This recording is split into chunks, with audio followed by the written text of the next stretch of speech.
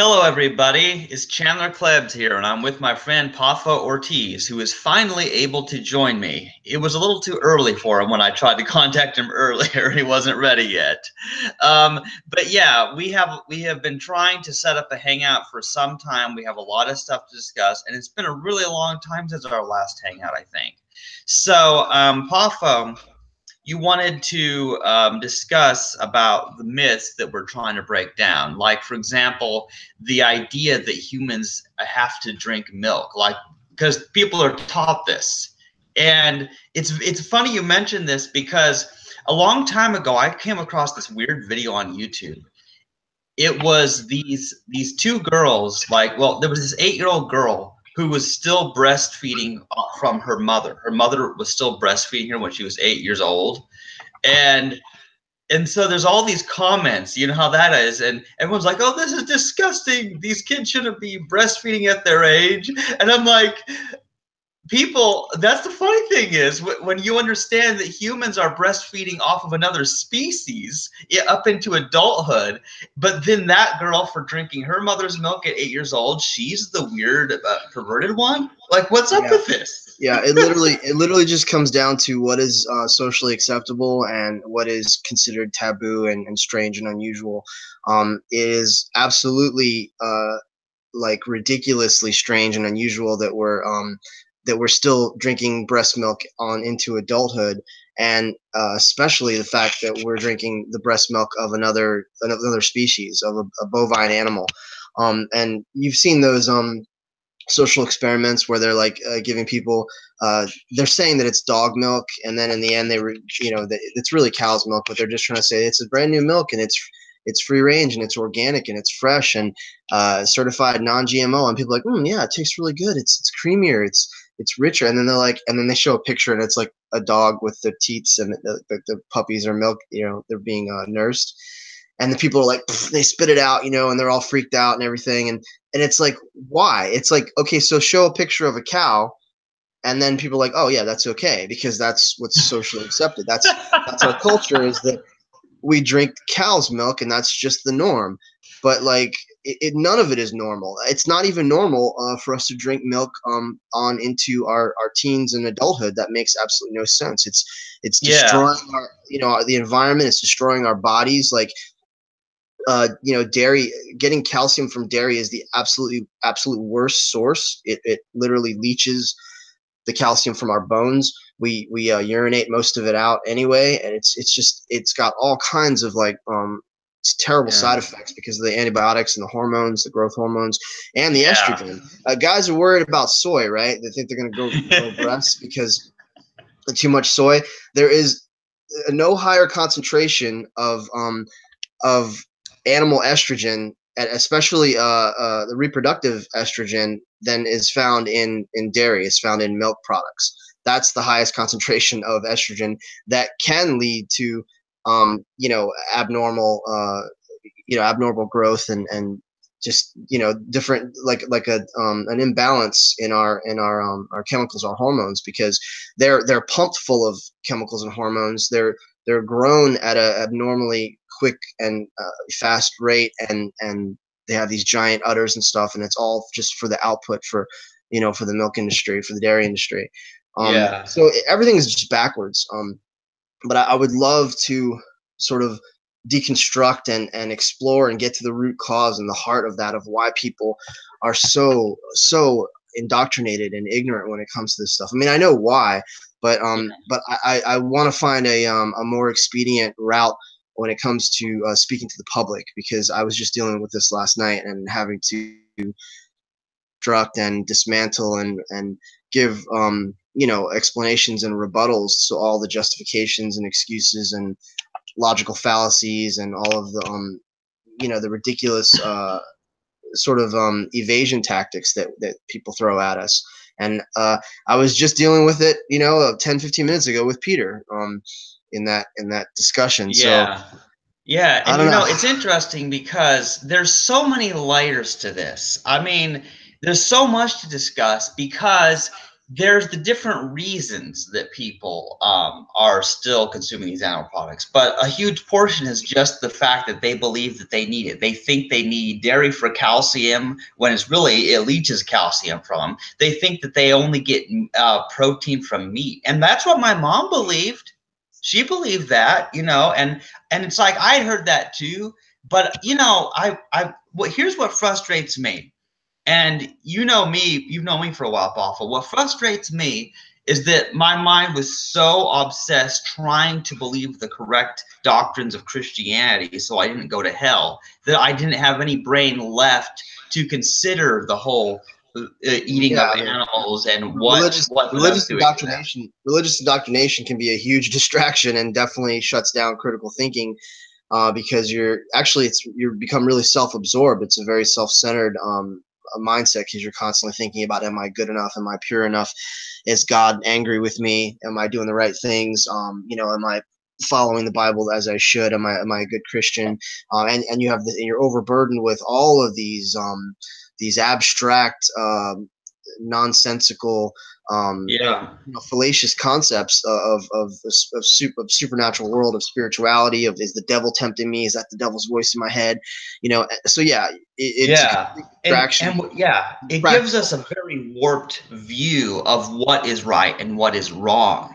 And people are focusing on bizarre issues. They're focusing on whether or not a person believes in a creator of the universe, as if that's actually that important of a thing. When I don't think it's as important as people make it. It's important according to their doctrine, according to what they've been taught. Obviously, it's the most important thing according to what they've been taught. So yeah, go ahead.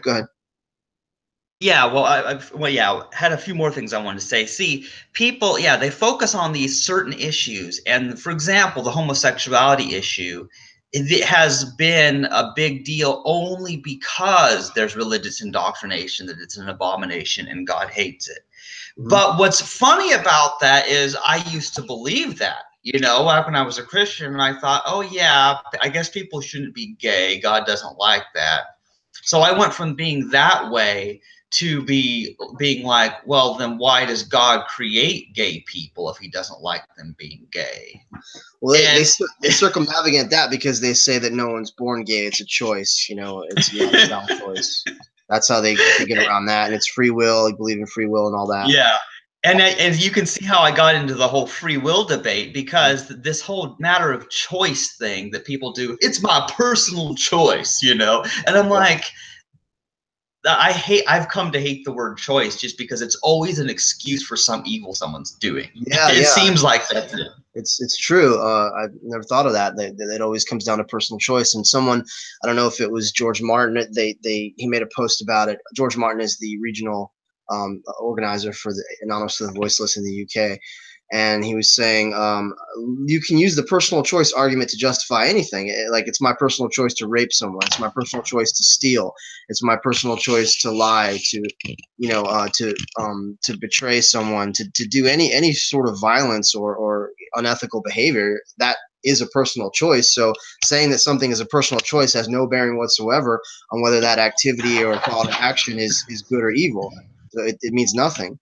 All I was going to say was, what you said earlier, that just look as with religion, politics, like all these, there's many things that can also distract from what is practical and relevant. So, as you know, in my philosophy, it's so basic. It's just love and respect for life, love and respect for animals and nature. But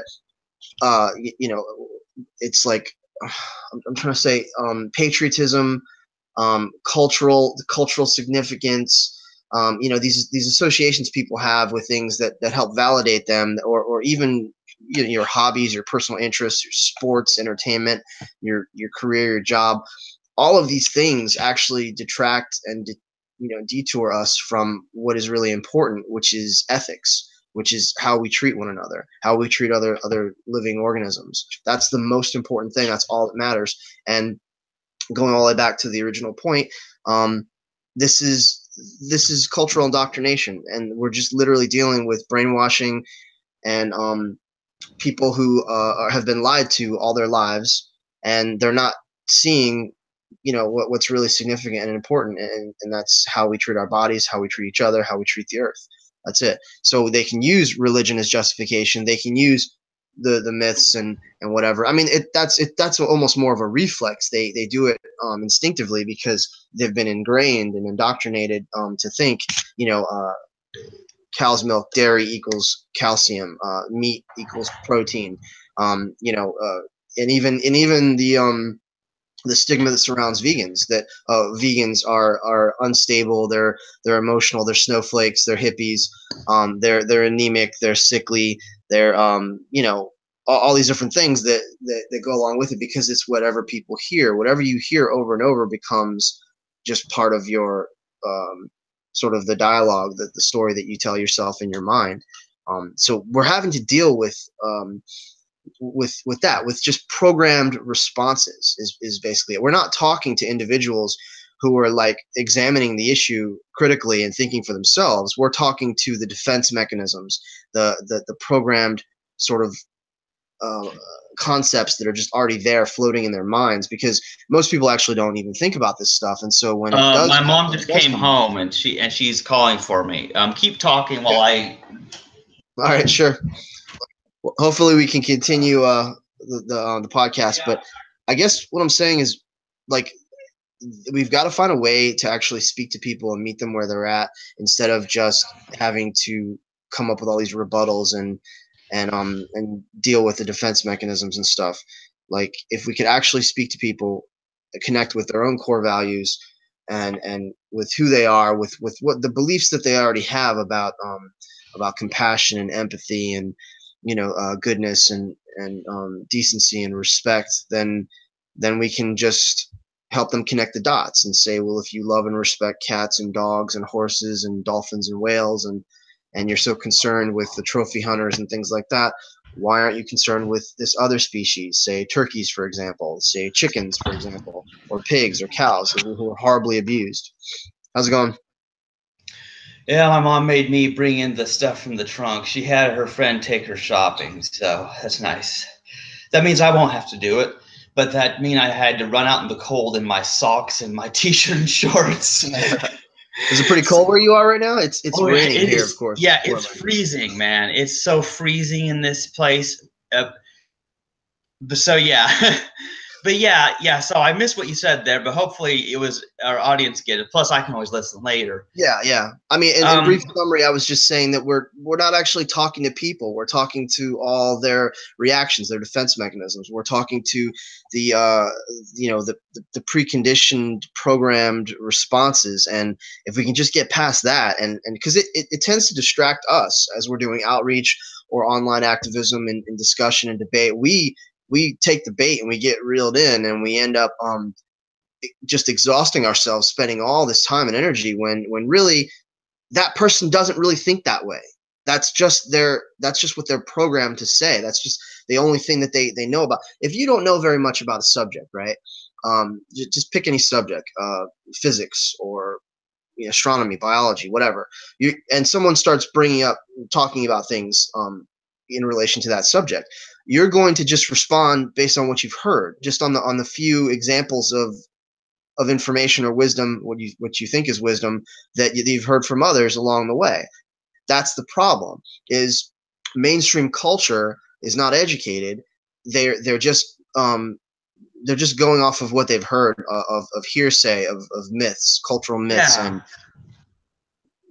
just the common notions, which are all wrong. Almost everything we've been taught about health, about nutrition, like about the environment, I mean, it's completely wrong. Well, there's a Weird Al song for that. There's a song by Weird Al for that, where he says, "Everything you know is wrong. Black is white, up is down, and short is long. You need to understand this. Everything you know is wrong." I haven't heard it, but yeah, I'm sure it's awesome. It's relevant. It's very relevant. Weird Al he's always had great social commentary, and through his humor and his comedy, made a great poignant message there.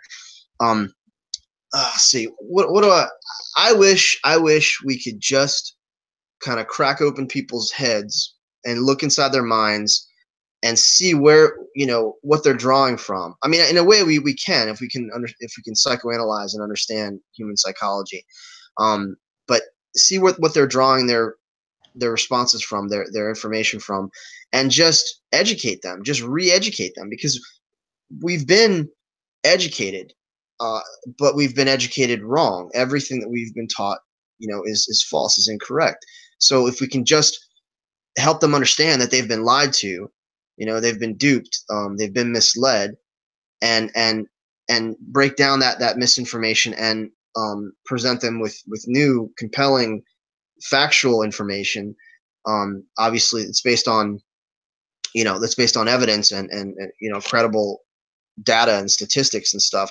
We have the information. It's there. It's just a matter of sharing it. Of just, I had to give like a speech last night before we started, like a pep talk, and I was like, all we're here to do is share the truth. That's it. We're, for the next 3 hours, we are here not for ourselves, not for ego, not for any selfish gain, personal glory.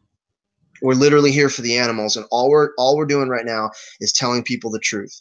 We're just sharing information. That's all we're doing. Think of it like that. You're not here to argue. You're not here to debate. We just have to communicate, the reality of what goes on in factory farms and in animal agriculture all around the world.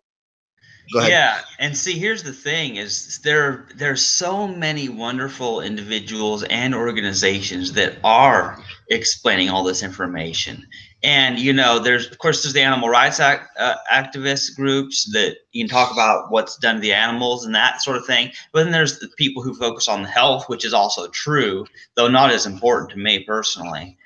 It's like, so yeah. And it's like, I was just reading something on Facebook last night about how somebody told them that vegans would die after a few years because they're not getting their nutrients. It's like, and then people are commenting like, I've been vegan 57 years. Like, what? So let's get into it. I mean, one of the cultural myths is that you need to eat animal products to obtain your vitamins, minerals, and nutrients, and proteins, complex carbohydrates, and things like that. They're not created by animals. They're created in plants. Like there is no animal that produces protein.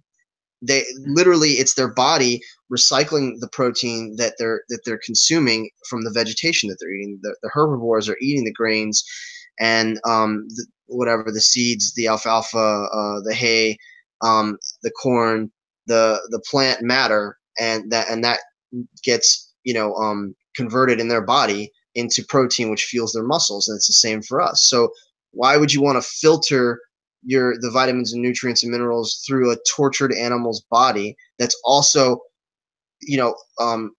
literally just filled with fat and cholesterol and antibiotics and growth hormones and just all kinds of chemicals, and the pain and misery and actually the filthiness of it. I watched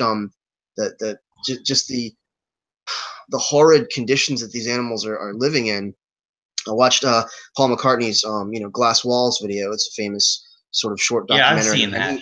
He covers I kind of dismissed it at first because I had like 3 other short documentaries. I was like, well, here's just another one. But then I watched it again last night, and I thought to myself, wow, he really stressed the living conditions and just the horrid filth and contamination that these animals are exposed to, and how they develop tumors and ulcers and like whether it's fish farms, chickens, turkeys, pigs, or cows. They're living in their own filth and their own excrement, like in their own feces and urine, and that causes diseases. That you've seen the broiler hens, how all their feathers are from the ammonia and from the fumes and from the chemicals. They have chemical burns because they're literally sitting on their own feces at all times in those giant, and this is free range, in these giant free range barns, even if it's not in the battery cages, which are also awful. So anyway, in this documentary, he really stressed that a lot, how like you think of these animals as food. These animals are being grown in their own feces, and then you're consuming that.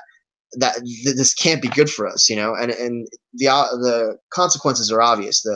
The cancers, you know, cancer, diabetes, osteoporosis, liver, kidney disease, anything you think of, like all the greatest killers in our country, are directly linked to consumption of meat, eggs, and dairy. Yeah. Go ahead. Yeah, and you know, here's the thing about it that's so bizarre is, you know, people like, and this is one of my particular issues because I saw that thread, but you know, with Peter and all that, and this is my particular thing where I'm like, you know, people like us, we're called extremists or absolutists because we're just like, you know, let's do the simple thing. We don't have to breed them. We don't have to kill them because we don't need to eat anything from them. Very, very simple, you know. But other people, like, their view is much more complicated, and I can't wrap my head around it. Yeah, it's very convoluted and complex. Takes so much more. Yeah, and I actually want to dissect it a little bit because I'm trying to understand this. But here's the thing: it's like there's a certain amount of animal cruelty that's okay. Like there's a certain amount, like, well, let's get rid of the worst of it. Let's you know, make their lives a little bit more comfortable before they're slaughtered, you know, but not much. It's like, how much cruelty is an acceptable level to you? Like, if all of it is unnecessary, then all of it is unnecessary. I dealt with this last night, and a guy, and he was like, okay, well, what would be the most ethical, or the most that we could get away? I was like, he was talking to another outreacher, and I had to step in. I was just like annoyed with it because I was watching it go on and on and on, and I was just like, you're entertaining a notion that is faulty from the start. Just cut through all that bullshit and just say, like, all of it's unnecessary. So why are you trying to justify? You know, there's no right way to do the wrong thing. Like it doesn't matter how they're treated. It doesn't matter what methods you come up with. It doesn't matter if you come up with a way to euthanize peacefully every single animal with an injection, if you don't have to kill them in the first place.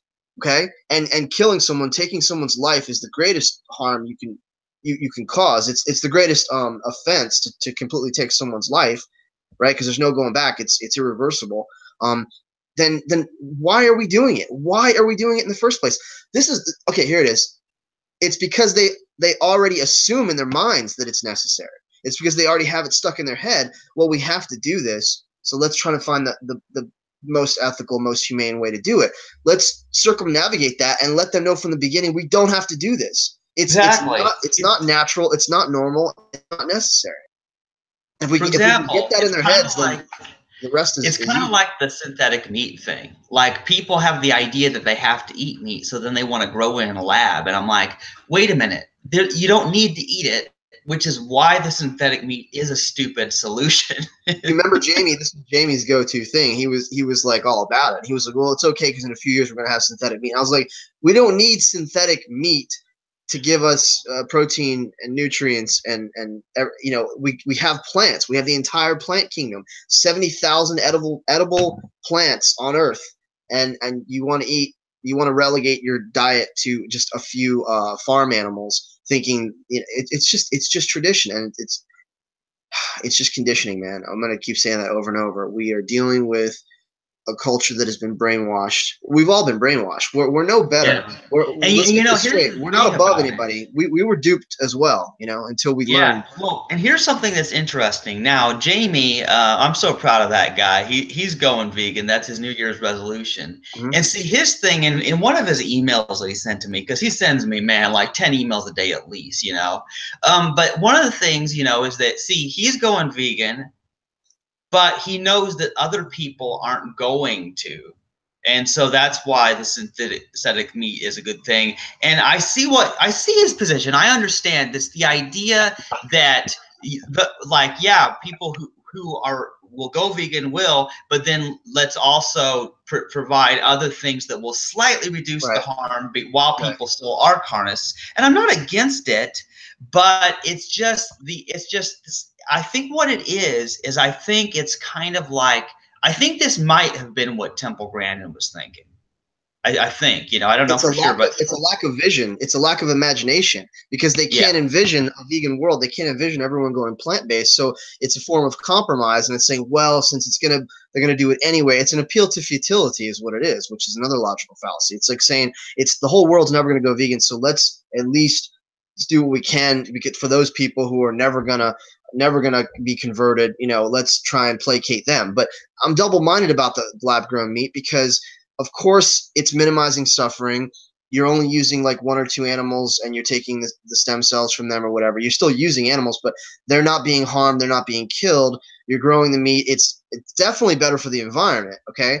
But what does it do on a fundamental level to change the basic psychology of human beings who are already indoctrinated to believe that we need to rely on animal products? It's not doing anything. It's still and for those who can't afford it, for those who don't have access to it, once it becomes available, they're going to just go right back to the real thing. It's not doing anything to fundamentally change the mentality, the philosophy, and that's primarily my focus is restructuring the human psyche, I guess. And so yes, it minimizes harm and suffering. It's a good thing, but at the same time, it's not actually attacking the real problem, which is how we think. Yeah, and here's my thought about it. And this is kind of an analogy since I've been playing some Mario Kart recently with my friend Lucas and all that. It's kind of like, imagine a person who doesn't try to get first place in the race. Instead, they aim for third place and just settle at third place. And after they don't try to do any better than that. That's what I feel about people who make these compromises. It's like, why not shoot for the best? Yes, we will never be perfect, and yes, there's always improvements to be made, and yes, it's true, maybe the human race will all go vegan, but why would we shoot for less than the best? When you're if you're shooting an arrow at a target, why would you shoot for what you'd shoot for the center, because that's what you're supposed to do. Why would you shoot for somewhere off? Like, I don't get it. We should be aiming for a higher ideal. Every form of innovation, advancement in technology, every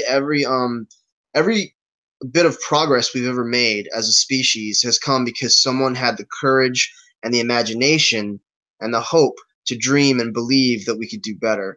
So that's what it comes down to, is we have to actually sort of expose people to the progress that we've made, to the possibilities, and on the alternate side, to the detrimental adverse effects of animal agriculture. Show them that we're past the tipping point, that the environmental destruction, that the diseases, the damage to our bodies, and our ethical and moral evolution as a species is all, it is something that is so like obvious to us. We have to make it obvious to them, the negative aspects of this. So if we can do that, if we can show them, and it's happening, it's slowly but surely it's happening. And James Cameron's coming out with his documentary, in a few months. That's going to be a game changer. It's called Game Changers. That's going to be a huge wake up call for people. Once Dominion comes out and you've got all the aerial photos of factory farms just showing this vast, just fields and fields, the cesspools, the just the extent of this systematic breeding and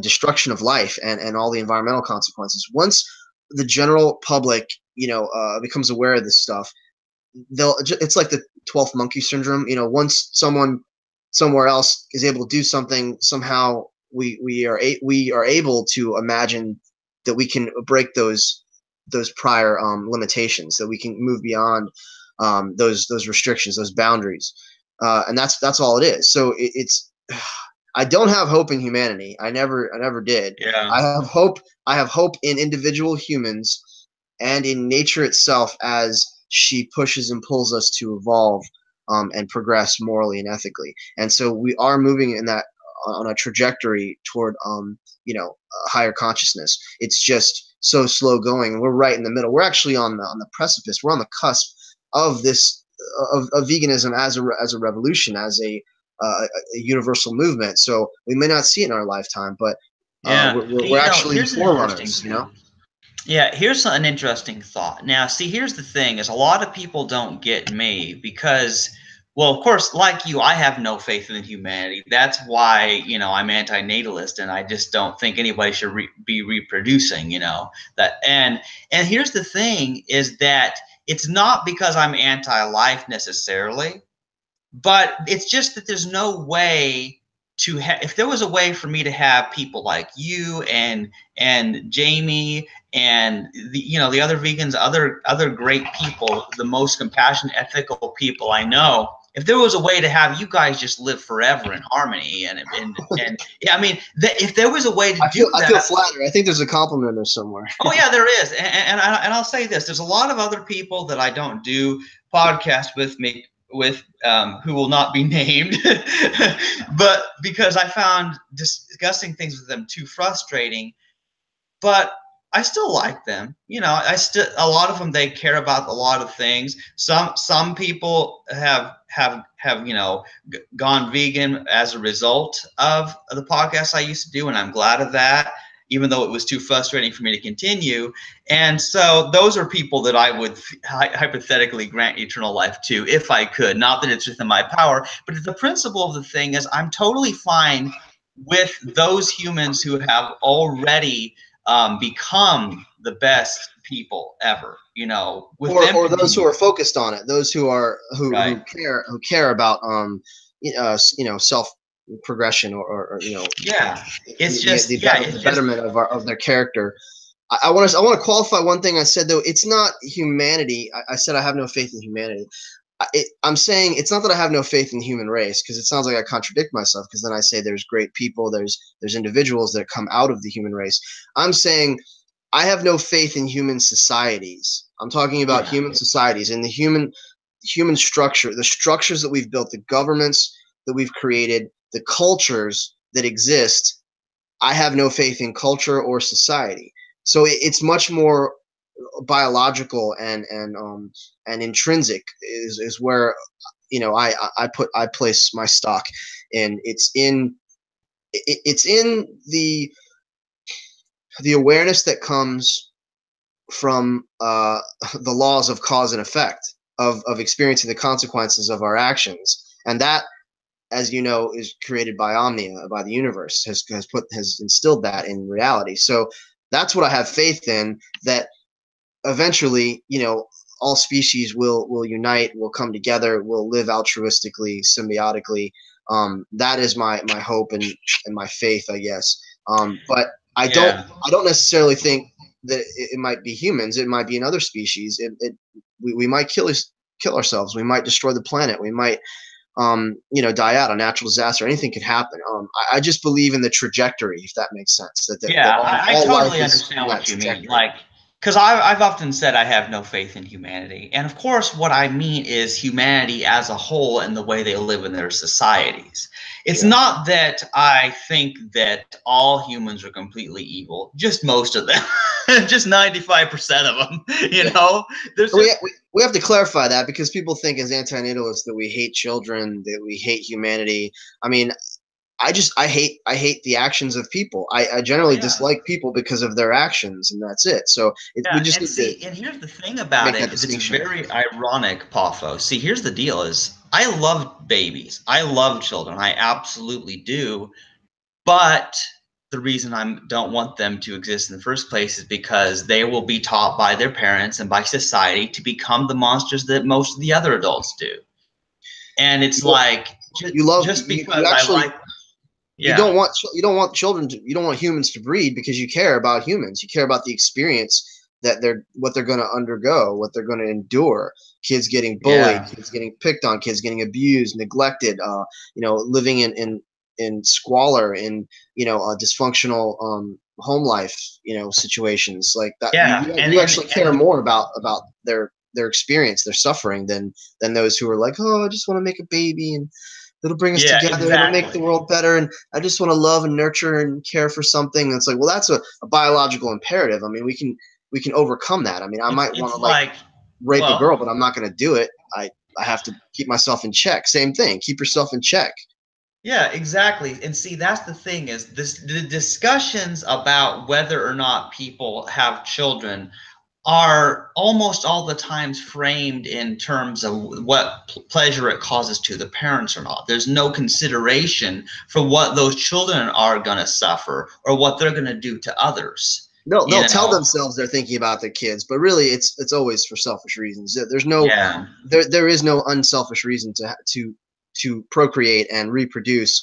That doesn't mean you can't be a parent, you can't adopt, or you can't care for Right. the life forms that already exist.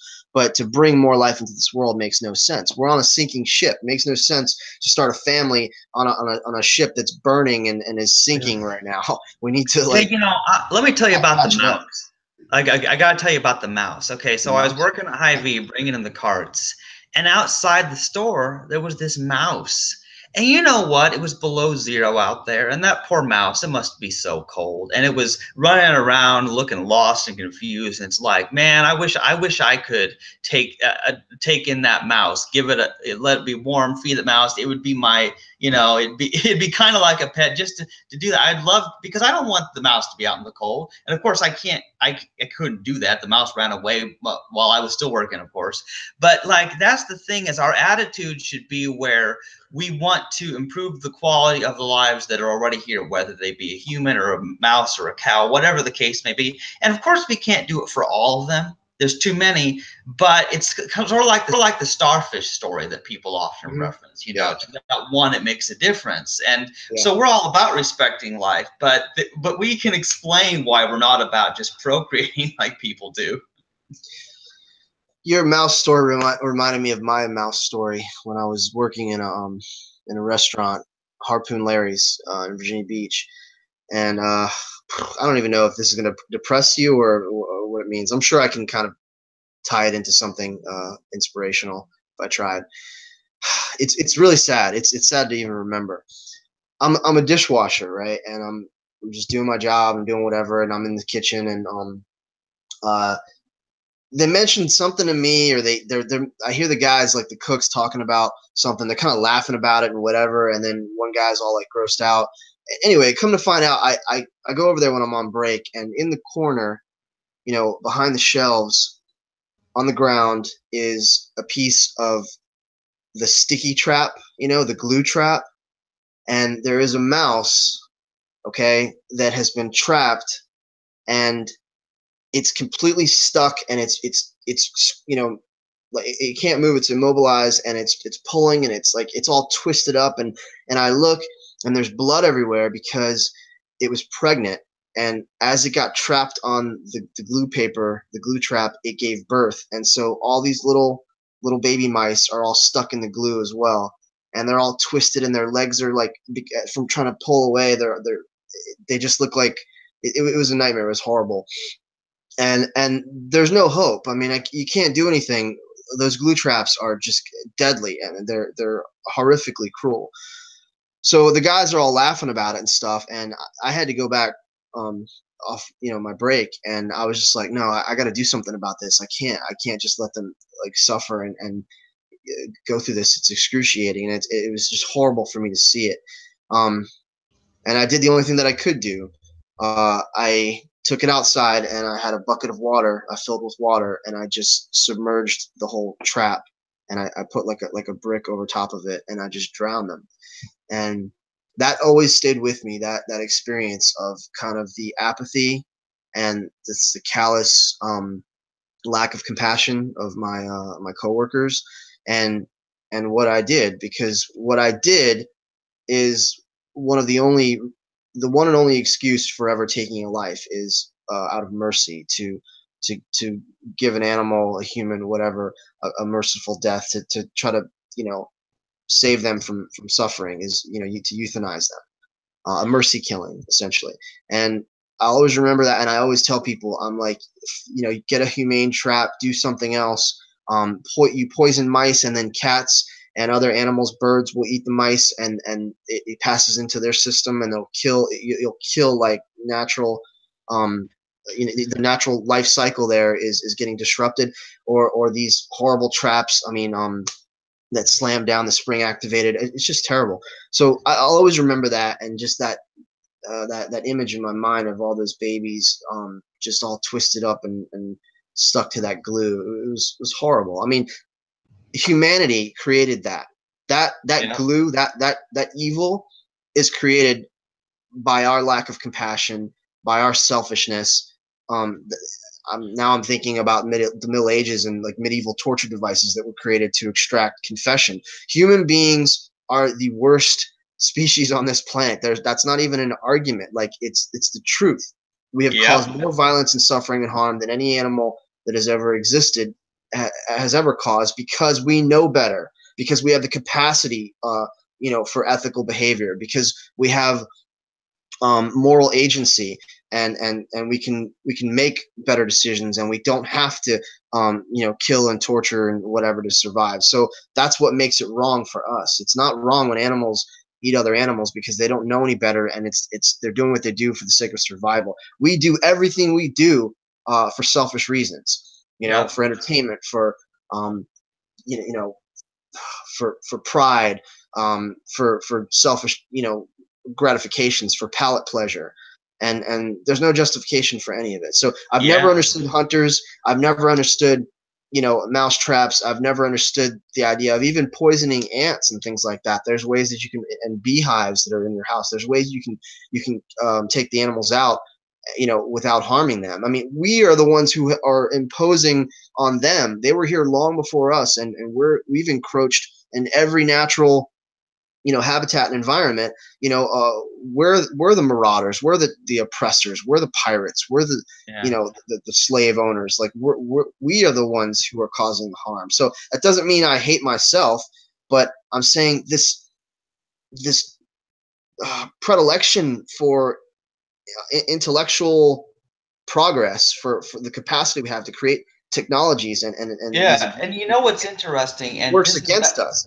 We and haven't evolved consistently with our ethics, and morals and values are not in line with our intelligence. So yeah, well, and here's yeah, the thing about it. Back to what I was talking earlier about religion, how it gives people a warped view where people, they believe certain things. They believe in God, they believe the Bible, and they go to church, and they think that makes them a good person.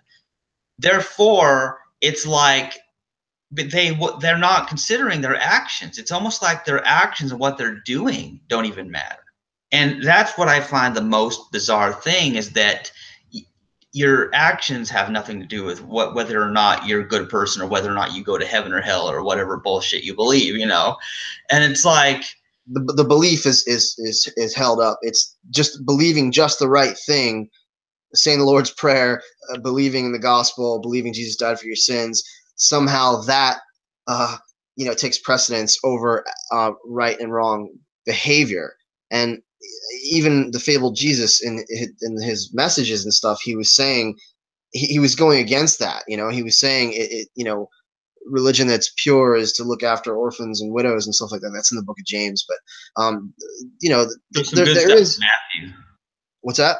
There's some good stuff in Matthew as Sure, well. yeah, the Sermon on the Mount and stuff, but the religion itself of Christianity, what you're talking about, where the focus and emphasis is on right belief and specific doctrine over our actions, over our good or bad or ethical moral behavior, that came from the institution of the church itself. Like, let's find a way where we can control people, make them feel guilty, make them afraid, make them feel better, present a disease, a made up fictional disease, and then present the cure. And now we have control over everyone, and they have to rely on us for the absolution of their sins. And dependence on the church, and dependence on this institution, this religion, Yeah, it's this the doctrine. institution itself, the institution that is criticized by the rest of the world. It's not, no, like, seriously, people who don't like Christianity are not even against Jesus. Like, seriously, like,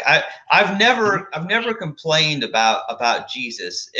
It's like, Well, uh, I have some issues with him, but no, yeah, it's well, what's been done. It's what's been done in the name of Christ. Yeah. Right, yeah. That's the way out. The point is, it's all about what's been done by people who claim to follow Jesus. And in my opinion, if there was anything, any kind of man that Jesus is based on, the story is based on at all, he was just a human who was not perfect, was not God, whatever. Anyway, so it's, I don't care about that, and I've never once have I discussed whether with people about whether or not Jesus existed. My issue is all about, people do terrible things because they believe what this ancient book says that they were told as literal truth. Mm-hmm. It's all about the actions, and that's our complaint. I mean, we keep getting back into the religious thing. I guess this is what's been bothering you. It's on your mind a lot. But yeah, how can I say it? Delusional beliefs in a supernatural world, in a transcendent reality, take all the focus and emphasis away from this reality, from practical situations and experiences, and that's where every other animal on the planet is focused on survival, on pleasure and pain, on on existence, on living and thriving, on just day-to-day stuff. And I keep coming back to this. Human beings are too abstract. We have fallen into pseudo-intellectualism and a level of abstraction that that completely detours us from the real priorities of life, which is to respect existence, to respect the multitude of life forms that we share this planet with. Like, we are solipsistic. We're too self-absorbed, like far too self-absorbed. Oh, by the way, you see my shirt? Oh, weird. What? It's hard to tell what it is. Yeah, I know there's a lot of light here. Hold on. It says respect existence or expect resistance, and it's got like cows, and there's like a goat there. There's a pig there. It's anti-carnist website. They sell all these kind of like death metal looking shirts that like some kind of like band logo, but it's really just a like a vegan activist group. But there you go. Oh wow. Respect existence or expect resistance. Like, you want to know why vegans can't shut up about being vegan? Because society and the world can't stop killing and abusing animals. Once they stop killing and abusing animals, we have nothing to complain about. Like, the whole reason that we are up in arms and we're upset and we're emotional, or we're out there protesting and advocating and fighting for animal rights, is because 60 billion land animals are being slaughtered. Like a trillion fish are being harvested, and the oceans are dying, and our planet is systematically being destroyed. The rainforests. I mean, every ecological, environmental problem you can think of. The greatest culprit is animal agriculture. It's the food we eat. Yep. And we need to stop thinking of animals and the bodily secretions as food. Maybe in ages past, maybe we needed to rely on it, but not now, not in the present, not anymore. Yeah, it's very weird, the fact that people are consuming flesh and milk from cow boobs and the menstrual cycle of birds and bee vomit. It's like when you find out what this stuff is. They'll say, "Oh, don't use language like that. That's just you're trying to that's you're trying to instigate emotional reactions and responses." But it's like, no, what the rest of the stuff that we say, those are euphemisms. It really is bee vomit. It really is the oval fluids of a chicken.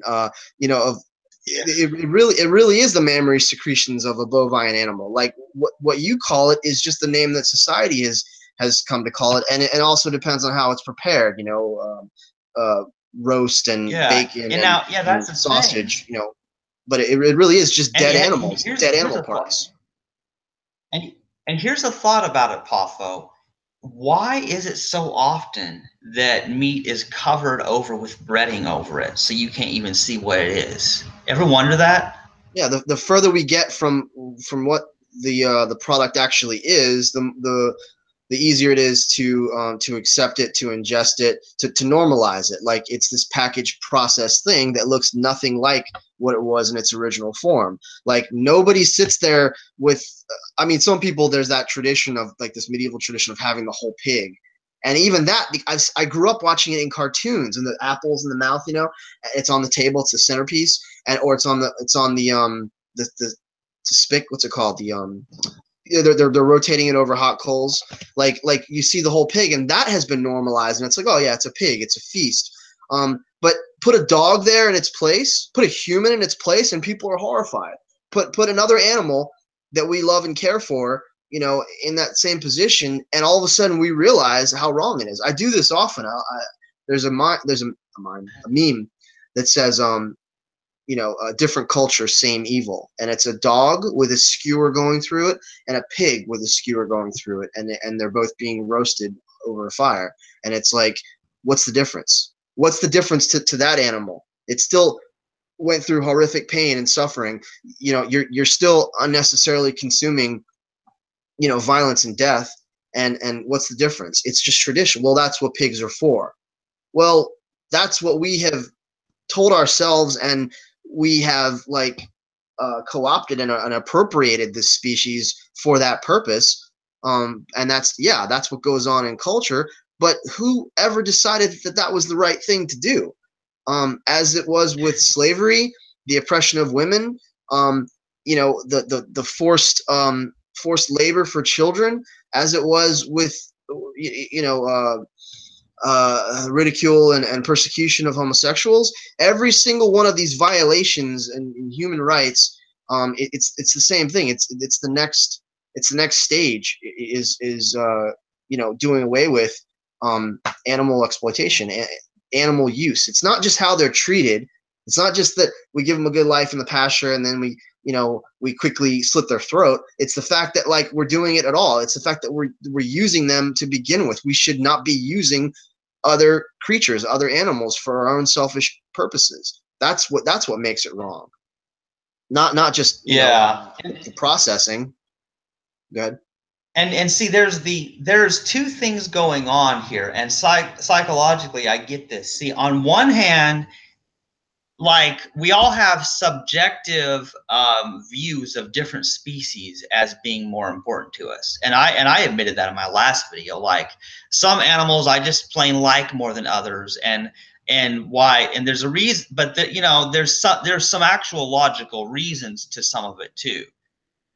To a certain extent, there's speciesism, and people have a certain preference for some animals over others. But at the same time, we can have the understanding that there's not a real difference between the suffering of one animal or the suffering of another. You know, so there's both going on. We're the same in all the ways that matter. In all the ways that matter, we're the same. We never had that episode. We were going to have that episode about the hierarchical nature. Remember, with Gaius? And he was trying to make those points. Oh yeah, we still need to do that sometime.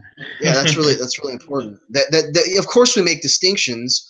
The value of my mother is not the same as the value of the ant that I saw in the bathroom earlier today. But I'm not going to kill that ant, and I'm definitely not going to allow anybody to hurt my mom. But the point is, it's not on the same level just due to association, just due to the biological connection that's there. Of course we make those distinctions, but that's a conversation that doesn't even need to be said. That's just that's just a given. I mean, I think it will be interesting because it reveals a lot about people's psychology and how they think about this. But yeah, that's not even a big important issue there. And see, here's what really irritates me is when people try to use things like that as sort of a red herring, sort of a distraction. For example, you know, Peter, he said some outrageous things, something about vegans focusing on insects or whatever. And I'm like, how often are we even talking about it? Only him. He's like we almost never. He brings up clams, lobsters, insects. Every conversation. I've never mentioned it in one conversation. He's the one that brings it up. It's a straw man, actually. It's a straw man argument where he's continuously setting up an outlandish, or it's phrased in an outlandish way, so that he can knock it down and say, "See, that I'm discrediting your your movement, your philosophy, because I'll never see. He phrases it in a certain way so that but it's just a straw man. It's so stupid, and I'm like, yeah. And see, here's the go thing. ahead. There are people who say, well, nobody's vegan because you might step on an ant when you walk through the grass. People have said that to me. Ugh. And I'm like, come on. I mean, it's like we've talked about before. People are like, because we can't avoid all harm that we might cause, that therefore that's a justification for us to cause as much harm as we want. We've talked about this. Like, what? It's like they go to these extreme examples of things that are impractical, that are nonsensical, that are impossible, in order to invalidate and discredit what is possible. And that's what they don't see. We got to get past this. I think it's because deep down inside they don't think it's possible. That's it. You're coming at them with something like world peace. We're trying to have world peace tomorrow, and so they're going to be like, we can't. Of course, everybody wants that, but that's not going to happen. So I mean, the best we can do is just try and be kind to each other. And you and I, in their minds, we're like saying no, completely eradicate, all nuclear weapons, all the arms race, all violence. World peace is going to happen next week. And that's what they're hearing in their mind when we say go vegan. They're thinking world peace. It's impossible. It's ridiculous. It's crazy. Like it'll never happen. And the funny thing is, so they're responding. Here's what's so ironic about it, Poffo. Yeah. Yeah. Here's what's funny about it, Poffo, is that it is possible if people would agree to it. We're not asking for something that's actually impossible. Like let's see. I need a good example. Like real quick, breathing in outer space. Anything that has not been normalized in our culture seems impossible. That's what it comes down to. Anything that has not been popularized and normalized and socially accepted seems outlandish and improbable and impossible. That's the problem. Exactly. For example, people criticize us for being idealistic and they say, well, we should be practical. But I'll tell you right now what practical means, Poffo. Practical means accepting everything the way it is and just going with how everything is now. That's what practical means. It's like it's just a lazy way. You mean according to them? Like that's what in their minds that's what it means. It just means status quo.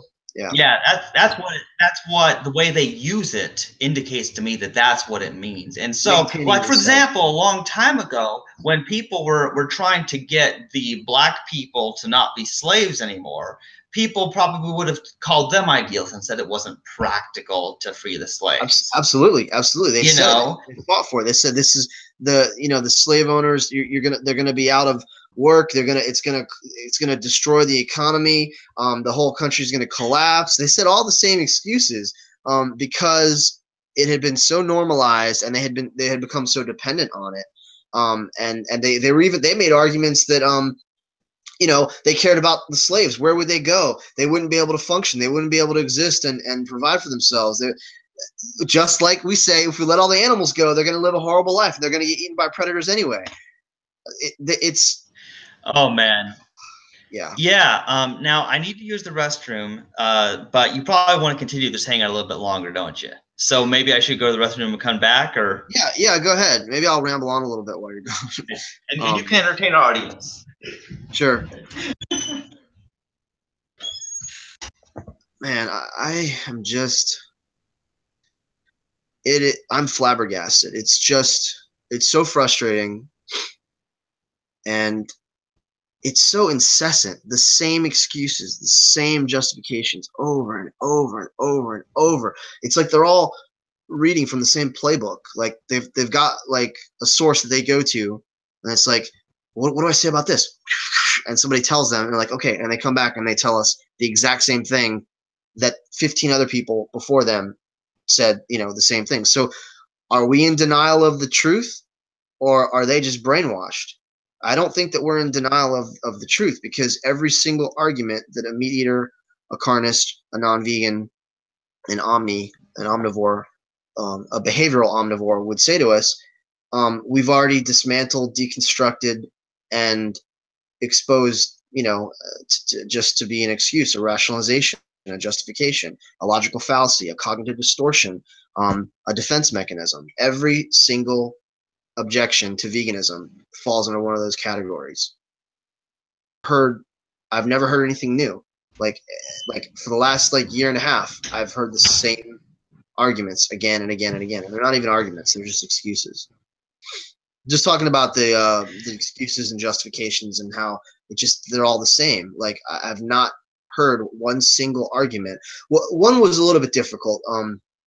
Was the idea of their personal experience, that they say that they have a disease, they have a sickness, they have celiac, or they have Crohn's disease, or they have a gluten allergy or something, and then they're not able to eat vegetation or things with fiber in it and stuff like that. So it gets a little more difficult, but it's not impossible. I've met vegans who have all of those ailments who are living and thriving, and they're like, it's just, you just have to be a little bit more selective and a little more careful. And a girl last night was saying, my doctor, I've been to 4 different physicians and nutritionists, and they've told me, that I have to have meat, I have to have protein in my diet, and that was the only time I did better was when I started eating meat again. And I tried vegan, and I was extremely ill and sick. And I was like, I say the same thing. I'm like, could there have been other factors that contribute to this?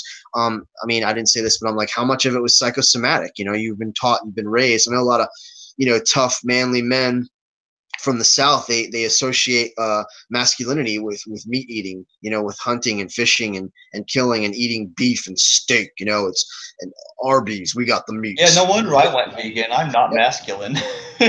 let's say it wasn't a problem. It wasn't as much of a challenge, an obstacle for you to go vegan. Yeah, because there was no threat to your masculinity, because you're not masculine or feminine. You're the floating unicorn that lives in space. Yeah, I'm the 30-year-old man who wears a pink shirt and watches My Little Pony.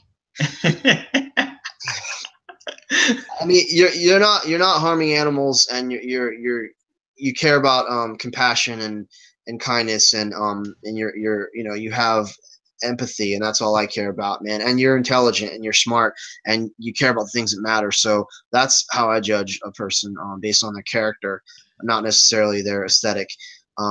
Even though you're kind of like a cartoon character. Amber says that too. Yeah. You kind of have. Yeah. Well, you know what's funny about this? You know what's funny about this, Poffo, is you see, I came to notice that in general, women tend to have more empathy than men. We were talking about this last night. I think the most vegans here are all females. They're females. There's something to be said for that. And I do think that is because compassion and kindness are discouraged in men by society. Yeah, I was going to say it's like they're taught that. It's not that they're incapable. I'd say the society, the conditioning of society, their environment has suppressed and denied the nurturing. This has to do with gender roles. The nurturing, loving, compassionate, more sensitive aspects of, because all males and females, whatever, no matter what your sex, no matter what you are, if you're a human being, you have a little bit of both, but it's our culture, it's our society that propagates this, how men should act, how women should act. Yeah. And see, here's the thing about it is that now, there may or may not be some biological role in this, but I'm going to say the cultural conditioning, how people are raised and how they're taught in society, has most, if not all, to do with the differences in behavior between men and women. Because there's a greater impact is cultural, their environmental factors. Yeah. And so it's really interesting. But it is interesting that there are more female vegans. That's just a very interesting thing. And ironically, last night we actually had the largest turnout of males that we've had in a long time, and it's good. It's growing. I think we had 15, 16 people, and I think the balance, there was a good guy to girl ratio, male to female ratio, which is good. But it was something that I've noticed since I've moved to Portland, especially. I mean, it's also, a kind of a melting pot of a lot of intersex people, non-binary, gays and lesbians, and people people in transition, a lot of transgender people. But yeah, it's mostly females, and I I wondered, what's going on with that, or gay males. Um, it's a strange thing. I mean, has sensitivity and kindness really become so taboo that it's not. I mean, we show it to dogs and cats.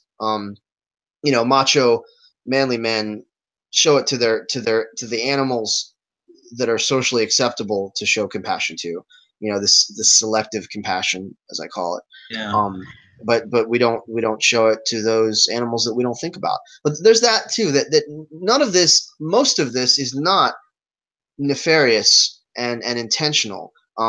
People are not evil per se in their consumption of animals and animal products. They're conditioned, as I've said 100 times, but they are just out of sight, out of mind. They're just not thinking about it. Like, I never thought about it. I was an animal lover Yeah. my whole life, and I never thought about the experience and the suffering of pigs, of cows. I never thought about it until I was exposed to the information.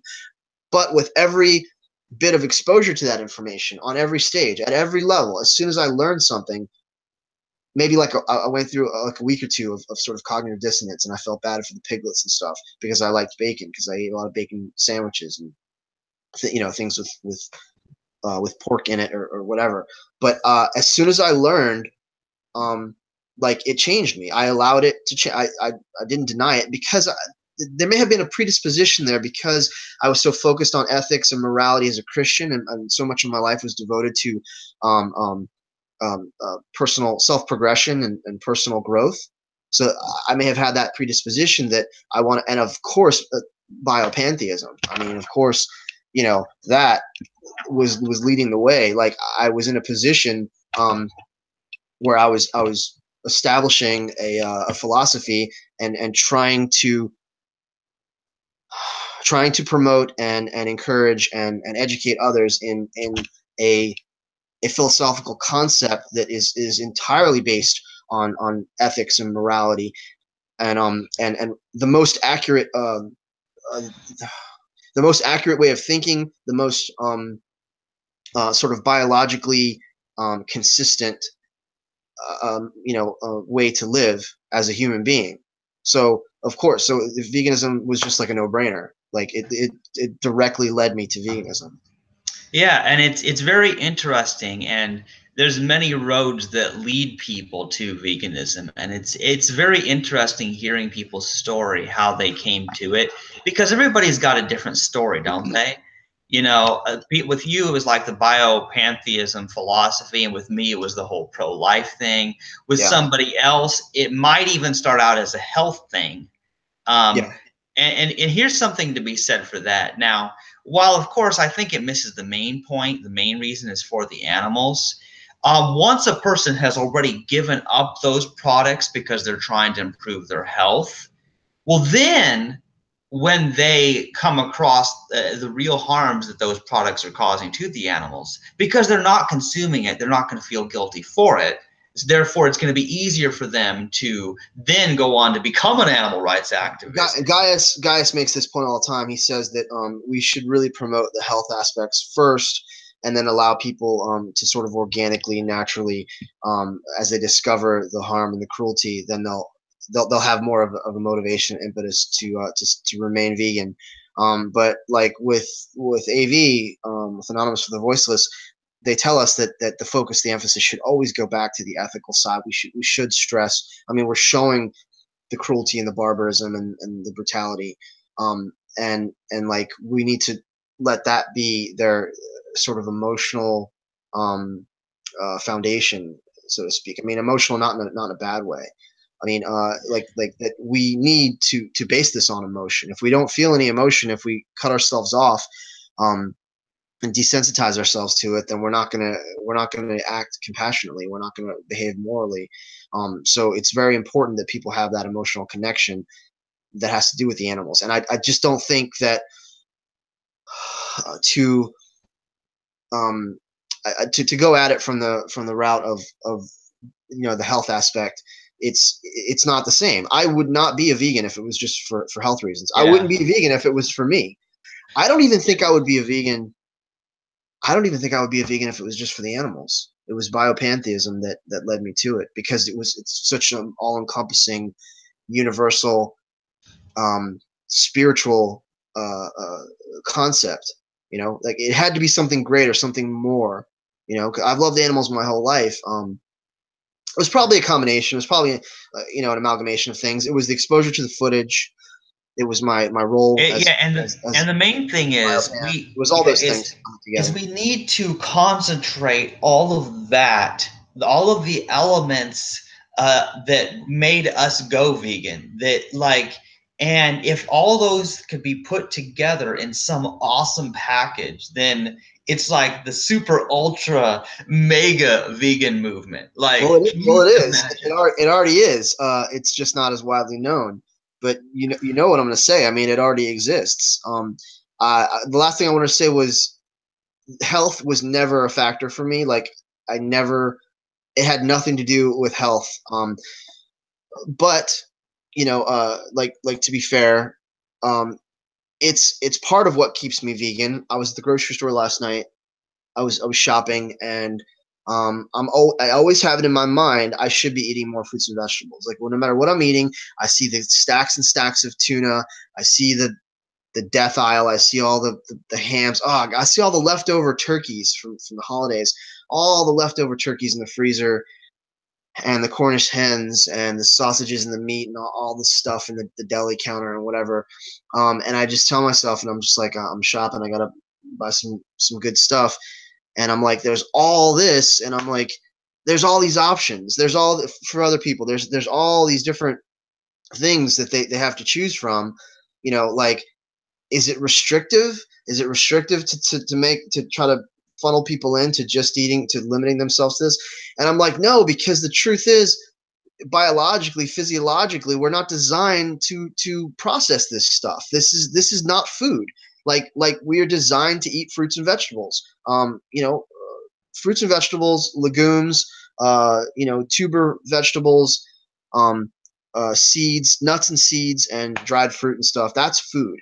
And then, of course, we created Yeah, bread out and of well, grain stuff. But too much bread is bad for you. It's fruits and vegetables. We should always be eating more fruits and vegetables. That's what keeps me, as I tell myself, for my body, for my health, respecting my own divine being. I need to be consuming what is what's going to allow me to thrive, what my system does best on, which is whole fruits and vegetables. yeah, and there's something to be said for restrictions, because a lot of people value freedom of choice and all this crap that I hate. But here's something I find: the very fact that I don't eat any of the animal products means that, since that limits my food choices, that means it's easier to decide.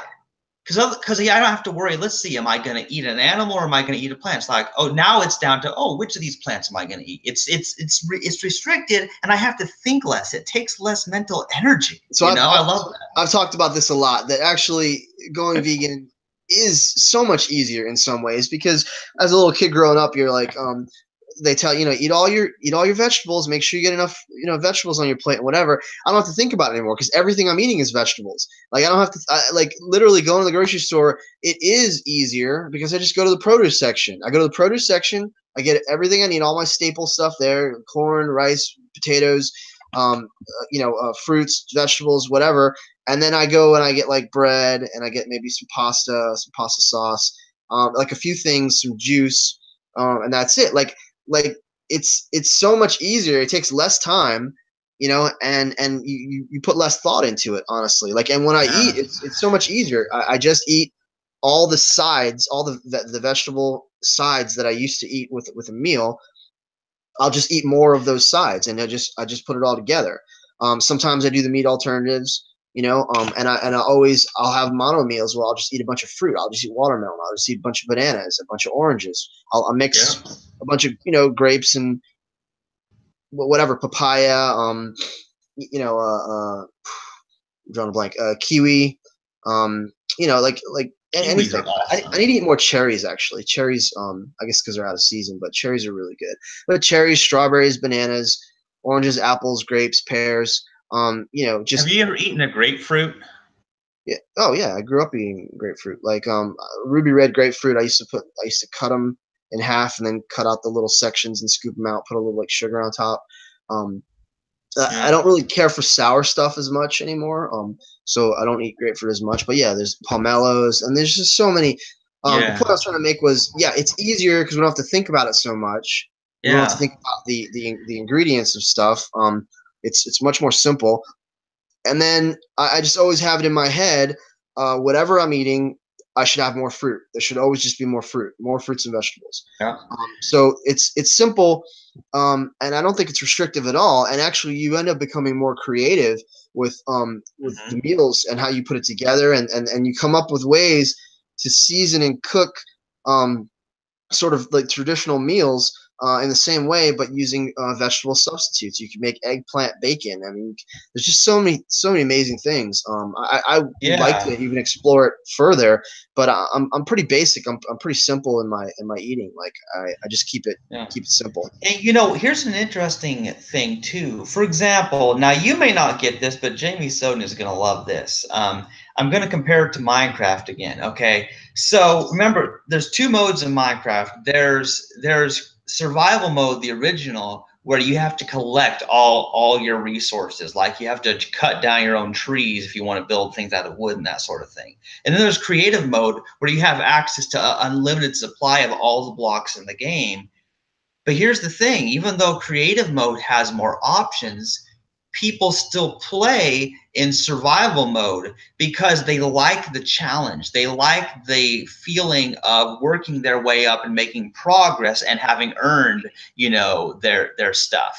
So there's a lot of people who like that. And so there's something to be said, especially for video game people out there. There's something to be said about living under restrictions and rules. I mean, that's like saying people who don't like restrictions wouldn't be good at chess because, yeah, you're restricting yourself to the rules of chess, moving the pieces how the game is meant to be played, Yeah, and I so feel I like you're like making like restrictions. a really powerful metaphor here. You're saying this is how people are, Yeah, yeah, and their basically. choices and their Yeah. choices and their decisions and stuff. Yeah, the people, very ironically, they thrive under restrictions, and that's why there are rules to these games and to other things. I mean, because if there is no rules and you just do whatever without any restrictions whatsoever, then it's almost like a blob instead of a polygon. There's a Let's say let's not call it restrictions. Let's just say like challenges. A little bit of resistance is good. It stretches and it pulls you, and it causes you to work harder. I mean, if you don't have any exercise, your muscles atrophy. It's the same thing with your mind. It's the same thing with anything in life. There needs to be a level of challenge and almost novelty, to it, to exploring, to conquering the mountain. What's on the other side? What's above on that hill? Like that's just human nature, to explore, to advance, to grow, to strengthen, to evolve. That's what life does. So that's part of it. Sure. yeah, I just yeah, wish people, things were yeah, more in balance, so there was less disparity and stratification among humans and other non-human animals, and among humans, people in positions of power, people who have and people who have not, the haves and have-nots. There's no equality in nature. There's some equality in human societies, but the focus and emphasis is not nearly as much as it should be on ethics and morality and on behavior. Way too much focus on um, individuality and the idea of self-preservation, and we're just so out of whack, or so out of balance. Like self-preservation, while at the same time dominating and exploiting and manipulating every other life form. Like we're already at the top. I mean, our biological form has allowed us to be the most successful species on the planet, and yet we're still acting like we're living in the Middle Ages, and we're still that was a point I was going to make. I thought about yesterday actually. There is a very strong emotional association with tradition, with nostalgia, with like a harkening back to more rustic, uh, days past, like the idea of doing things that are old fashioned, that are sort of traditional, and that causes a lot of harm, a lot of unethical behavior, because well, I hunt and I fish and I grow my own food and I do it the way they used to do in the old days, and I you know everything. I'm not big on all this stuff and all that. There's an aversion to. Listen, they're not big on all this stuff. The idea of advancements in processed foods and things like that, and that's good. But at the same time, they're living like a pagan peasant in the Middle Ages, and it makes no sense that like we don't have to live this way anymore. But there is an emotional connection to the past, is what I'm trying to say, and Yeah. that causes people to continue to perpetuate abuse and cruelty toward animals, because Peter does this all the time. He makes appeals to history, and he just says, well, that the processing of cheese is a what the hell does he say? It's a cultural sacrament to make beer and to eat cheese and to have good wine. He's like Epicurean. He wants to enjoy the finer things, and he feels this connection to the past and this human heritage of animal husbandry, and animal agriculture. Has been a staple. It's been a part of our evolution, of our existence for so long. Blah blah. And I'm like, dude, wake the fuck up. Like look around you. Like no one gives a shit about this stuff. What you're talking about is a select few who are nostalgic, who want to sort of regress, but that doesn't exist. And these kind of humanely raised, certified non-GMO, organic, free range, grass fed, blah blah blah, that's literally like 1% of where the meat, eggs, and dairy come from. Like that's not the norm. The norm, what's proliferating right now, is the factory farms and the industrialization and the enslavement of billions of animals, which you're supposedly against. So you're in a dream world. He's living in a fantasy world, talking about this ideal time in the past that we can try to recreate now. And I'm like, go join the hippie community and the pagan groups and stuff like that are the reconstructionalists. They're trying to mimic what life was like in antiquity and in ages past. It doesn't exist anymore, man. Like, work with the technology that you have now. Work with the resources and the knowledge and the education that you have now. Remember the difference between pantheism, biopantheism, and biosophy is that biopan says, let's start from where we are right now. We're not looking to the past. We are starting from everything we know, using the advancements in technology, using our education level, and the level of the level of intelligence and ethical, the value system that we have now. It's not going to the past. It's not over idealizing. It's just working from what we got right now. And there's so many other belief systems and philosophies that go in different directions. And I'm like saying, just be practical. Just what is applicable to modern human life. Anyway, yeah, it's very bizarre, the idea that people try to use history, something that happened way back in the past, to justify something going on now. Anyway, and here's what's weird about it. Somebody tried to tell me, well, probably many people say this, but people try to say that the human brain developed because our primate ancestors started eating meat, and that somehow made us smarter. And I'm like, what? It's absolutely false. But I won't interrupt you, but I'll tell you after why it's false. And well, go ahead. Yeah, but it's very bizarre, and I'm like, wait a minute. The fact that we are killing other beings and not following the golden rule, it shows me that we are not smarter. you know. Even if, entertain the notion for a millisecond, even if eating meat, consuming meat allowed our brains to grow, completely false, but allowed our brains to grow and allowed us to advance and evolve and whatever. So what? So what? Slavery. This country was founded on slavery. Should we go back and own slaves again? Like progress throughout history has been made through unethical means. That doesn't mean that knowing what we know now, we should ever regress and go back to that lifestyle or that behavior. So what? So what does that mean? I mean, my great Yeah. great great great great great great great great ancestors probably raped and abused and owned slaves, and go all the way back to the to the mole-like shrews that crawled out of the Triassic period, that ended up evolving to become the dog-like creatures, that ended up evolving to become the primates that took to the trees, that ended up evolving to become the hominids that became humans. They ate shit, and they ate you know garbage and stuff that was on the ground. So does that mean I should be a scavenger and I should be a necrovore and eat dead bodies Exactly. and It's hunt it's it, graveyards? It makes no basically. sense. Appeals to history make no sense Yeah, whatsoever. absolutely. Because what that basically means is if appeals to history were something that we accepted, then that means anything that anybody's ancestors did in any time in the past, it's okay to do that now, what they did. Thank you for simplifying. I'm sure my rants are way too discombobulated than they need, much more Well, convoluted than my they rants need are to be. well, Popo, my rants are to the point because I'm not Yeah. as complex as you. Well, let me it's hard to get just the thoughts that are in my brain out and articulate into words. I hate language.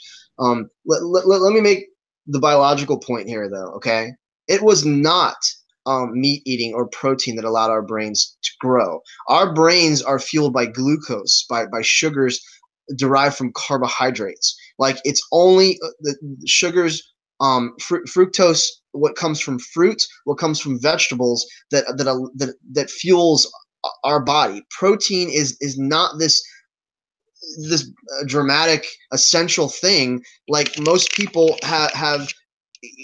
They are they're over consuming too much protein, and it's leading to all of these degenerative diseases. So it's not about protein. That's another myth created and established and perpetuated by the meat, egg, and dairy industry, that we need so much protein. I think there's something Yeah, like twenty and I percent had another or thought. something. We don't even need. It's the carbs that actually fuel our bodies, and it's the natural sugars that helped our brains grow. And this has been scientifically documented and proven, even that our ancestors were not these like hunter gatherers that we always traditionally think of. They relied much more on vegetation and on gathering nuts and seeds and berries and things like that. And they did hunt when there was no vegetation, and so it's just a carryover. But it was not as significant a part of their lifestyle, their diet, as we have romanticized and as we traditionally think. And here's another thing. Here's another reason. Back to the health topic, actually. Part of the reason I don't find the health argument to be very convincing to get people to eat plants is partly because there's so much misinformation that when people are discussing health and trying to learn what's healthy or not, who do they believe? Right. Because you know what most people do? They just believe somebody who has a degree, some registered dietitian, some person who has some degree in nutrition, and think, well, they got the degree, so what they say must be all true, right? That's what most people They do. listen to their doctors, and they listen to popular opinion. Classical conventional medicine is just pushing pharmaceuticals, and doctors nowadays only receive 7 hours total of training in nutrition. So honestly, they don't know. They only know how to treat symptoms, um, perform surgeries, and literally it's doctors are one of the leading cause of death in America, is botched surgeries and misdiagnoses and things like that. So the misinformation is definitely an obstacle, a huge challenge. Because we don't have vegans don't have the authority. We're not in lab coats. We don't have official sounding names and titles and stuff like that. But there is this movement of more and more plant-based physicians and health experts who are coming out and who are saying the optimal amount of meat in the human diet is absolutely zero. That we don't need to be consuming this stuff. That it's toxic. It's poisonous Yeah. to our bodies. It's poisoning the environment. It's absolutely a throwback to an earlier age, and I would probably even venture so far as to say that meat, eggs, and dairy in ancient times was not as detrimental to our health. Definitely not as detrimental to the environment, because there wasn't this systematic breeding of animals as there are now in Right. industrialized factory farms. But it was not as bad for our health. Milk, going out and milking the goat, and to a person who's probably nutrient deficient, doesn't have the wide variety of access to fruits and vegetables as we do now, Right. could probably benefit from that from Yeah. the saturated fats, from the fat and the cholesterol Yeah. that's in there. And see, Um, while it may have been true that people in times past didn't have access to plants where they were living, so killing animals was the only way for them to get any food. The fact is, we are not in that situation. We have the option of eating all plants, so we don't need to do that just because our ancestors did. so what we're dealing with is, do they want to eat plants? Do they want to stop eating meat? And that's the real problem, is palate pleasure and what's convenient, what's affordable. I mean, let me be clear about this. Let's say this very carefully. It is more expensive to eat healthy. It is cheaper to eat crap, to eat fast food, to eat stuff that's just readily available everywhere. It's much cheaper. It's much easier. But vegan food in and of itself is not more expensive. Maybe meat alternatives can become expensive, but vegan food is fruits, Yeah. vegetables, pasta, rice, and beans. Soy products, legumes, nuts and seeds, dried fruit.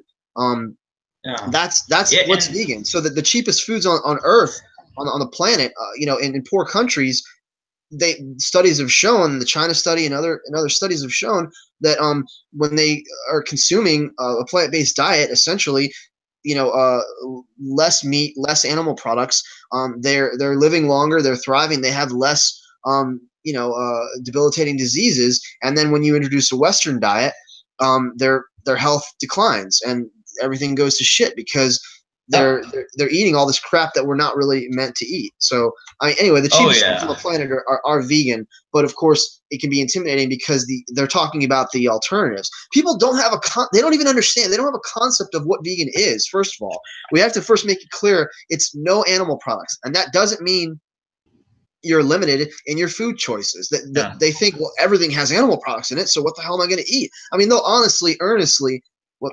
Oh, my table's shaking there. A little excited. They're earnestly saying to us, well, I don't know what to eat.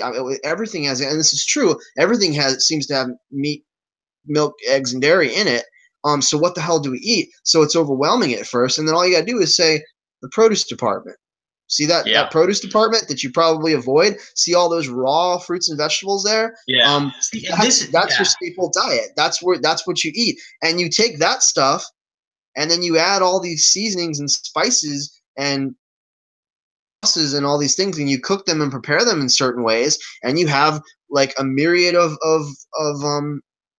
options. You have a huge variety of of things to eat, and things you can mix and match and put Yeah. together, and it all depends on And how you you know cook it, something how you else, season and it. yeah, so there's the thing is, yeah, this was WSD's confusion, because you may remember a long time ago, like he thought it was expensive to eat vegan, and Yeah, he was probably only thinking about like the vegan alternative meats or whatever. But it's yeah. like, and surely a grocery store anywhere has got to have a produce department. You would think, right?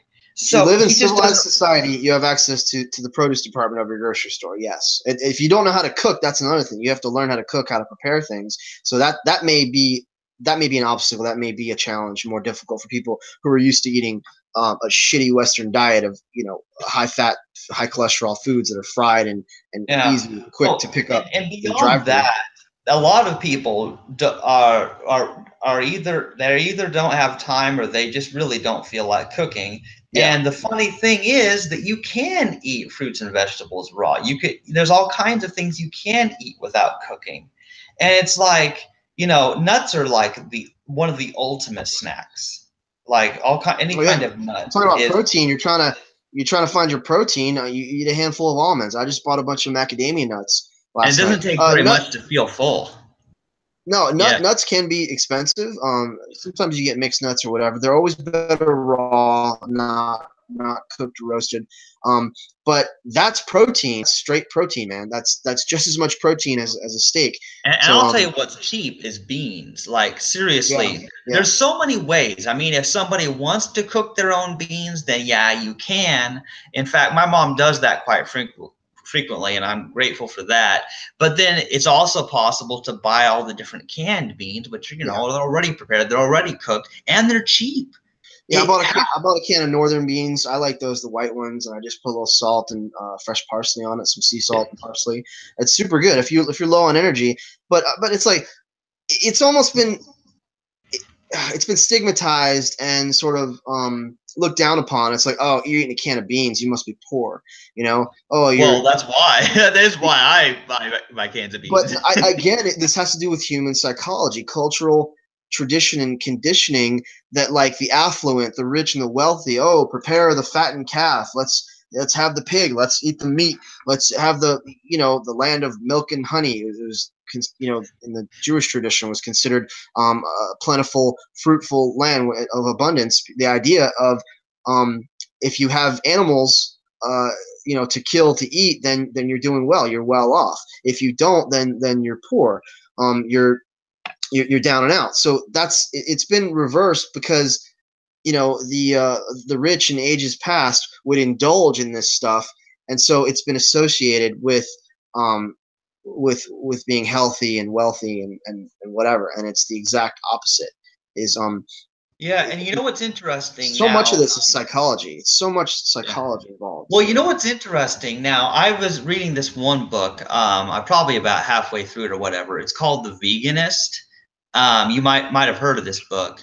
And the thing is, it mostly talks about health. It does talk about ethics some, but so far everything I read is mostly about health. And it also talks about how you save money eating vegan and all the best cheap vegan foods too, you know. Cool. So I mean, but it does get me thinking that perhaps financial reasons are a good reason to go vegan because you can eat cheaper that way than trying to eat all the meat and dairy. Yeah, and that should be, that angle should be promoted more during outreach and when we do activism and stuff. I mean, there are some things I've thought of that are just like I'm always trying to push the boundaries and trying to stretch and trying to go beyond the mundane, the status quo. So even as a vegan activist, I'm like, okay, let's just address consuming milk.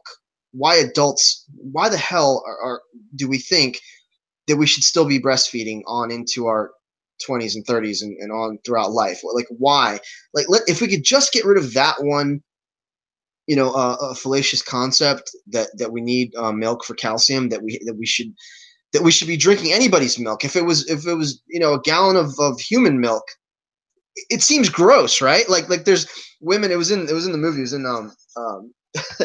Mad Max in the new Mad Max movie. But they're milking these large fat women are like hooked up to breast milking machines, and that's the milk they drink. They don't have animals, so they drink human milk, and it's called mother's milk. And you see it, and you're just like, oh, you're instantly like turned off. But it's like that would be more natural than drinking milk from another species. Okay. And that's gross to us. Doesn't that tell you Yeah. how ass backwards it is what we do? Animals that live in their own piss and shit have mastitis and have all these sores, and there's blood and pus in that milk, and it's pumped full of growth hormones and antibiotics just to kill all the bacteria. We're drinking that thinking it's healthy, and yet we think that human breast milk is gross. Oh, we wouldn't do that. I wouldn't drink from maybe some kinky circles. They're all about it, lactating females, and they're Yeah. into that. And And some you know porn what's made. very okay, and But let's nobody does it. Nobody does it regularly. And I'm saying that would be more natural, more normal. But we know that it's not normal because we're adults. We don't drink breast milk on into adulthood. So why do we drink cow's breast milk? Just and you know what's really get that in your head. hilarious. Yeah. Okay, here's what's really hilarious. Every once in a while, you'll find something where somebody's upset about some woman who's breastfeeding her baby in public. And I'm like, you're disgusted by that. Why are you so disgusted by that? But you're not disgusted to be drinking cow's milk While from they're a drinking bottle. their milkshake. They're drinking their milkshake and they're eating their cheeseburger. And then the women are eating yogurt, and kids are eating ice cream, but you're grossed out by a human drinking the milk that's intended for their baby, for another human. So 2 points. Why we don't need to be drinking breast milk beyond the point where we're weaned as children. We don't need to be drinking it at all, and we definitely don't need to be drinking it from other species. Okay, so then to counter those two cultural myths or cultural habits or practices, because it's calcium, they think it's for calcium, it's for vitamins, minerals, vitamin D, whatever. Let's say we get calcium from vegetables, same place that the cows get it from once they're weaned, and it's gross and unhealthy, and it's unethical, because as unethical as or weird or perverse as it would be to see me drinking from a grown woman's breasts, I keep going back to, unless it's consensual and like we're into that, and but as regularly drinking it for health and for nutrition, it would seem odd, right? It's the same thing of consuming any form of dairy. So we have to just dismantle and deconstruct, the current mindset, which is ass backwards. There's no other way to put it. And I didn't really go off on all that, but there was another thing about things we don't think about that we need to in activism that we never bring up, that would really be much more helpful and expedient if we could focus on, and we never do. And I'm trying to think of what it was, but keep talking and it'll come to me. There's just a few other things I've been thinking about that hit me, that I'm like, why don't we ever say this? Why don't we ever just focus on that angle, on that aspect? I know. And kind of wake people up. And see, the thoughts, they come and go way too fast. It's really hard when you have a thought. It's really hard to keep that thought, which is why sometimes, like when I'm able to, I just record a short video if I have the time. Otherwise, I'll just have to write a quick post, something, because I will forget. My memory is terrible, man. But yeah, I mean, see, this has been a real good talk, because we have been covering so many interesting aspects. We've covered a lot of arguments people try to make when they defend their carnism and why it doesn't make sense. And the appeal to tradition is a very bizarre one. And then how people, they act like something is different, grossed out by one thing, or are morally outraged by one thing, while doing another thing that's identical. And it shows the inconsistency of people, and yeah. So let's. I'm kind of getting the vibe that you want to wrap it up. So let's make it a point, our next podcast, to be about activism, about vegan animal rights and vegan activism, and how we communicate with the public, and overcoming and circumnavigating all of these excuses and justifications. And I'll try and remember what those other aspects, those other angles were, because I just feel like there are ways that we could be more effective that are not being explored, because we end up having the same conversations over and over and over. And I know there's got to be a more effective, efficient way to do it.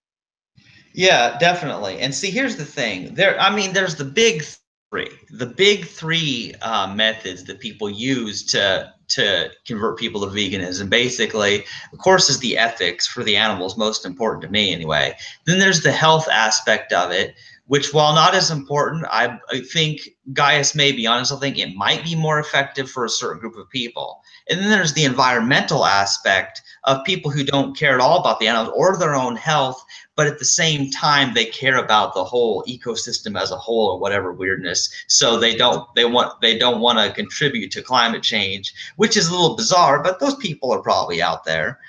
But if we can come up with new ways, like instead of just using the main big three ways, there's got to be more ways that we can find. We may, in our lifetime, discover a brand new argument, a new line of reasoning that will convince people, where the other three may fail. Yeah, and I just want to say real quick that to be an environmentalist and still consume meat, eggs, and dairy makes absolutely no sense. And you can't say that you care about the environment the environment, the ecosystem is made up of life forms. It's made up of living organisms. So how can you care about an environment and not care about the animals who inhabit it? It makes no sense. Yeah, I So, think that's bizarre too. Like, cause because the environmental aspect, caring about what happens to all the animals on the planet, only makes sense if you care about the individual animal enough to not kill it. sanctimonious virtue signaling, progressive liberal social justice warriors that care about all this shit just because they're supposed to care about something because they feel guilty because they're white privilege. This Yeah, is what I deal with, and I'm like, just get things in focus, man. Like we care about the individuals, and we care about the collective whole because the collective whole is yeah. made up of individuals.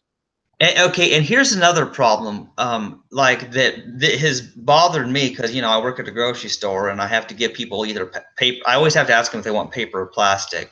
And myself, I use my own bags that I bought, my box bags. But other people, they've got their different belief systems about paper or plastic. Now, some of them don't even care what their stuff is in, and they tell me. Other people, they want paper because plastic is hard to recycle and plastic is polluting the environment. Yeah. And they're plastic Nazis. I mean, they're like, you have plastic, and they're like, you use plastic water bottles. What are you thinking? And I agree. I mean, it never degrades. We need to use biodegradable stuff, but I recycle everything that I use. So I don't know, but some people are. It's really stuck in their heads, like and then plastic. on the other hand, guess what? Plastic is evil. But then on the other hand, there are the people who are just the opposite, insist on having plastic because they don't want trees to be cut down for paper. It's like okay, so people they can't even agree on what's the environmental approach anyway. Let's just say people are trying to do good, but they're confused. Let's put it that basically. way. Because our society is very confusing and paradoxical, and our society is very contradictory. Everything we do is in contradiction to natural law. So, like, if we followed natural law from the beginning, we'd be living like the elves, like in an ergonomic, sustainable permaculture way, like utilizing all the clean green technologies and stuff instead of dominating and exploiting and manipulating the environments, and we would be treating the earth and all living systems with love and respect and care and concern, and living in cohesion and in symbiosis with our natural environments instead of constantly fighting against it and exploiting every natural resource for our own, selfish means. And see, here's the thing. Now, people have accused us of being sanctimonious and pretending that we have moral high ground or whatever, all this weird stuff people say to us. And here's the thing is we know people are just all doing the best that they can, trying to be good people with the knowledge they have. Well, not everybody. The point is, none of us have access to all the information. And there's probably some areas where even you and I are missing it. But you know what? I would say my own personal flaw is how I lose patience with the people who annoy me, who are usually the guardians to make these dumb arguments. That's a great topic to address. That's a great topic we should definitely explore in the next podcast, is how we speak to people the most effective, most efficient, most meaningful and practical ways to influence and educate the public. It's really important. Yeah, we'll have to do that in the future. But yeah, we should end this one. We've been talking over 2 hours, and I need to eat my sandwiches. So yeah. Thanks, man. Definitely. It was good. We can always like vent and go off and but I like that because it's therapeutic. I have to hear so much bullshit the rest of the time that it's just good for us to rant and just point out how ridiculous people are and the things they say. I like that. Yeah, man. So I'm glad I can be a beacon of relevant truth for you that you can relate to. Yeah, so that's good. So anyway, we want to make sure we end the episode right this time because we've had the problem where you've been saying something and then it gets cut off. You always cut me off. So The signal. Remember the Yeah. signal? I'll give you the signal. Okay. So wrap All it right. up, and we'll talk a little bit after. And thanks for the opportunity. And yeah, it was good.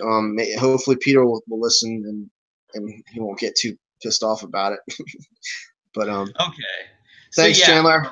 Yeah, thank you, Poffo, for joining me for this wonderful talk. And I hope somebody's learned something. And if not that, at least had a good laugh as we pointed out all of these ridiculous things. I've been quite entertained by it. So anyway, yeah, so we're gonna go now. So goodbye, everybody.